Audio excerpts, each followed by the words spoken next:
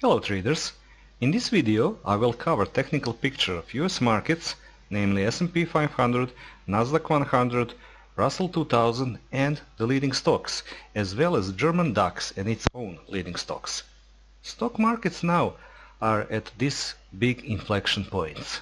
Similar to large corrections from before, those inflection points comes in confluence with other economic or political situation, namely the trade war talks, US-China tensions, global economic slowdown, and for Europe additionally Yellow Vest movement in France spreading to other countries like Belgium and Netherlands so far. I will start in reverse order with Russell because it represents the risk-on, risk-off environment, usually being a leader, and for some time it is leading to the downside.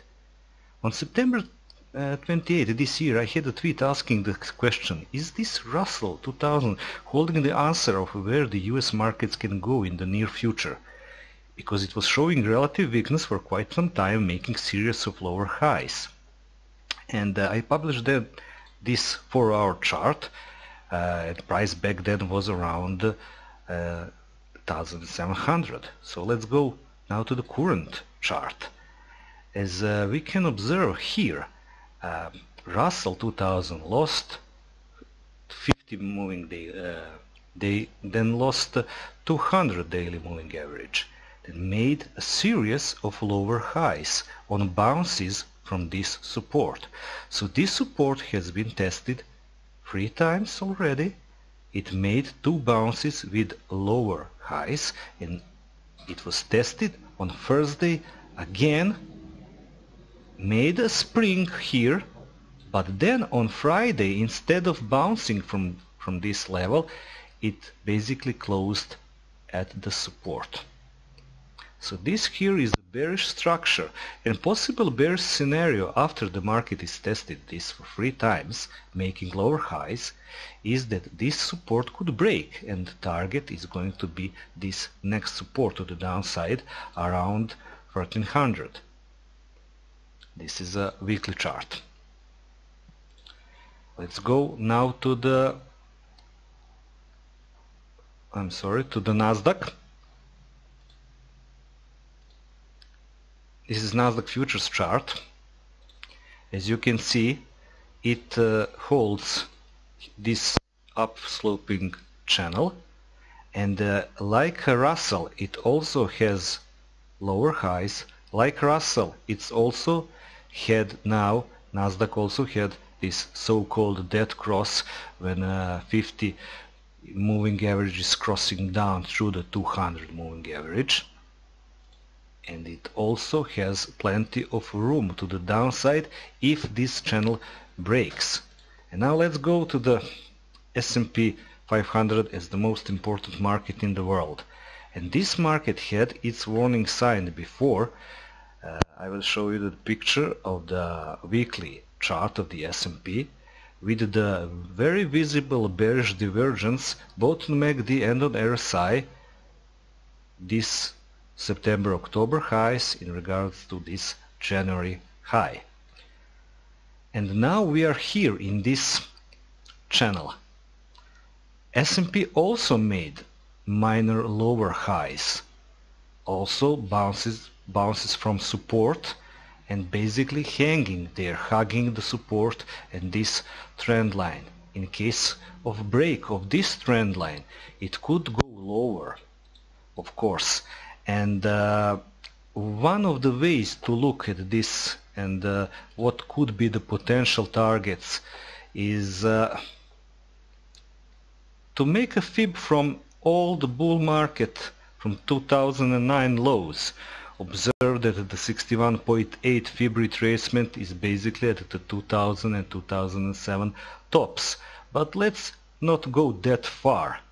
If we go only from the 2016 lows, which are here. Note also this trend line dating from the lows of March. This could also be a target. And if we make a fib retracement from this here low, then we would have some other values. Also note that between these two vertical lines. This is 2017, and in that year we basically grinded higher the entire year. And this whole year made no good supports at all. If you can see a visible support on weekly chart, then there is nothing there to stop, you know, this possible flush to the downside. So good support could be here at top of this 2 years trading range. And in case of the breakdown, everybody that bought here in this range above the support are going to sit on the losing positions, which then can lead to potent mixture of long liquidation and short sellers piling in to sell this broken support. Now note that that top of 2007, it comes as a technical level. It had, if we look this as a line from 2000, it had there an upthrust. It has a confluence with financial crisis. Now I trade from 2004, so only 14 years. I have missed this 2000 dot-com bubble. Now lows of the financial crisis also. It came as a false breakdown of these prior lows. So this was prior lows, and this here was a false breakdown. Probably making the most important false breakdown or spring of our times. Now imagine, just imagine the sheer inventory size of the long-only funds, what they have that was built since 2009 lows. All of these players that really make the trends, players that move the markets, in case of the breakdown here, they can't liquidate all of that inventory fast. And that, there, when then they are going to sell those old money, that selling, you know, can lead to increase in volume and in range and in volatility. It would mean bigger, more volatile daily ranges, and it could be also beneficial to look the VIX daily chart and to see how it behaves, which is currently sitting at the resistance. This was the October high value of VIX, this was high of VIX from February, this was high from August 2015. And now VIX is sitting basically here on the resistance, making this pattern looking like a bull flag. Also I would like to show you, this is an older chart, table from Charlie Birello. It's showing these corrections, and this one that started from September. This chart and was made like in October, but nevertheless it is good for us to see how many corrections we had from 2009, and this one now is the 23rd correction. Now let's face it, here markets at its January or September high was not attractive, simply was not attractive enough to get new long-term holders. You can look at that way also. Old ones were buying the dips, adding to their positions, but for a new investor, for somebody that really doesn't have a stock portfolio, it is not attractive to buy here something that is already making times 4 from the lows. And the same can be applied to individual stock names.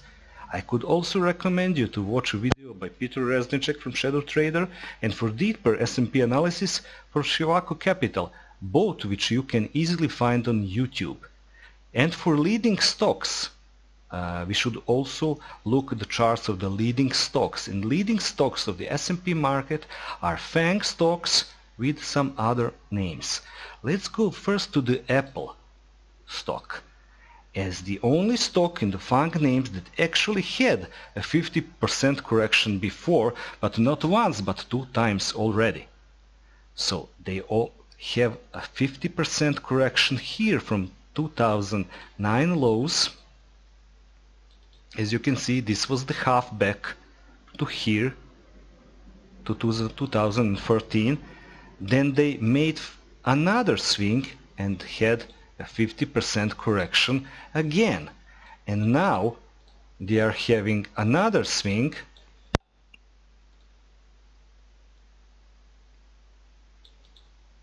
here. Note the difference in speed of this current move here with the prior ones. Now let's get now to the Facebook. So after this initial drop on the IPO, it was in May 2012, there really wasn't large corrections until now. There were dips on earning misses. There were some dips, but no large correction until now. Let's go to Amazon. From 2009 lows, parabolic move to the upside from 35, roughly 35 to roughly 2050. Not a single bigger correction until now.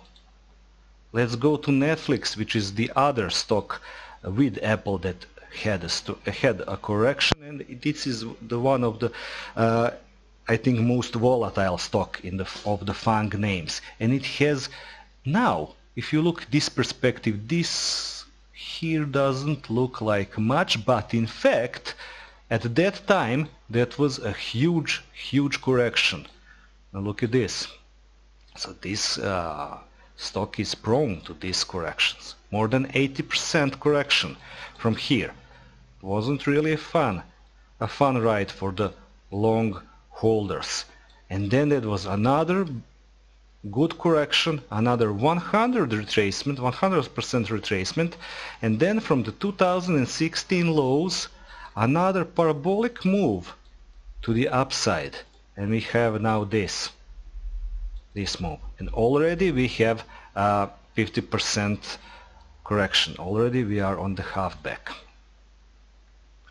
Let's go on Google, which was bull flagging to the upside from 2009. Google is still holding the channel. It basically is at the edge of the channel, similar to the Nasdaq, very similar to the Nasdaq. Now go to the Microsoft. It had a big drop after the dot-com bubble, but have now a parabolic move since July 2010. It has a parabolic move to the upside without a bigger correction. So these bigger names like Amazon, Google, Microsoft, they all have room to go to the downside, and those are the stocks that were leading the market. Amazon alone was the responsible for like 30% of the S&P growth, and FAANG stocks with Microsoft and like NVDA, that is another stock that already had a huge correction, huge move to the upside, and then huge correction. Those several names made like 70% upside for the S&P. And I will show you one of my favorite stock charts. It is Hormel Foods, a company that makes that spam canned meat. So it had really decades of the upside. And this is just one example. Nothing lasts forever, but it hadn't at the end a bigger correction. But however, if you guessed the turning point along the way, thinking that it was overbought or anything like that, and shorted this stock, you will probably got toasted along the way. Meaning that this could last much longer than anybody can expect. Now back to the S&P chart. So all of these stocks that I have shown, they all have a single message. In order to rally, market has to crash first. To make market attractive again, it has to crash first. That means to have, like the media love to say, a healthy pullback. Nobody said that those pullbacks are a lot of fun, but they are necessary to keep the attractiveness of market to investors. And you can buy expensive stock with the idea that it will be more expensive, but the real money is made by buying good stocks after a sizable corrections. Then you will have more potential for growth. Now check that Apple chart again as an example.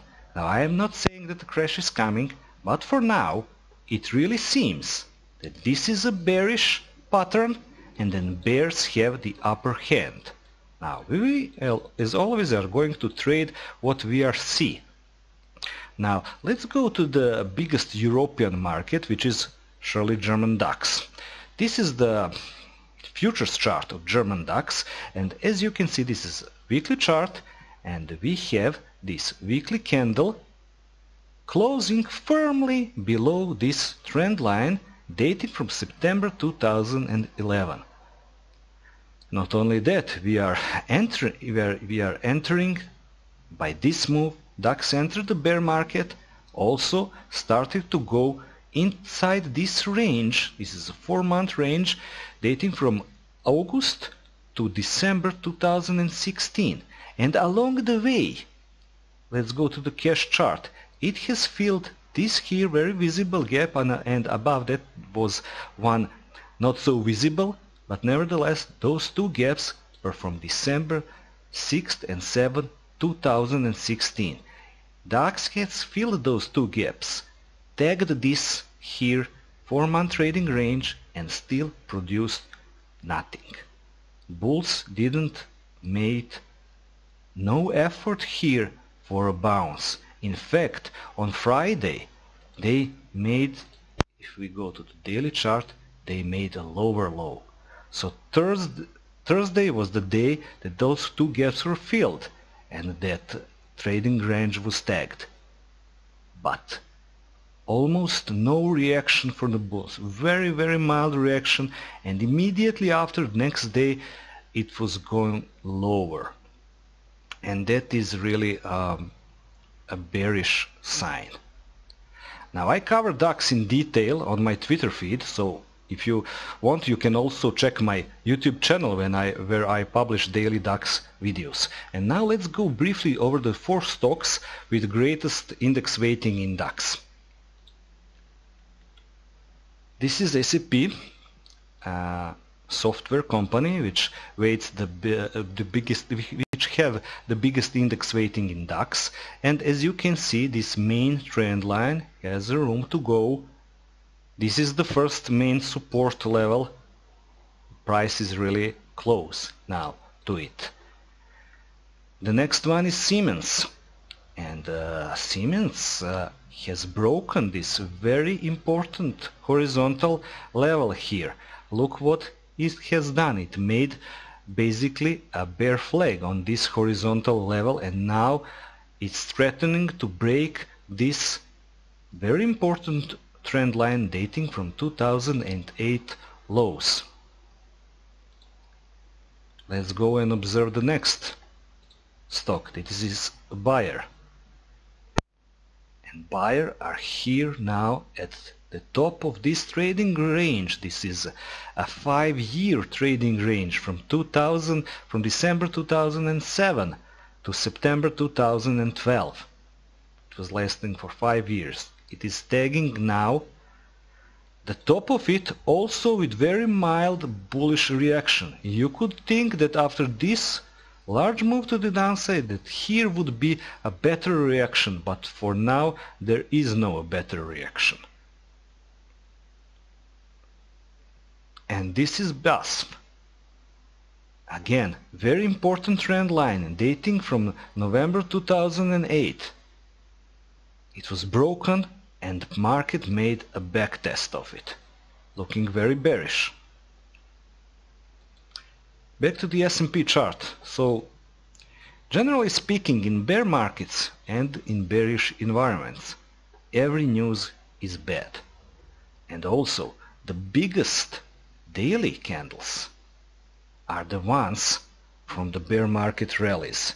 And if you are not adjusted for this kind of whipsawing and this kind of market behavior, adjust ASAP, because it is totally different than in bull markets.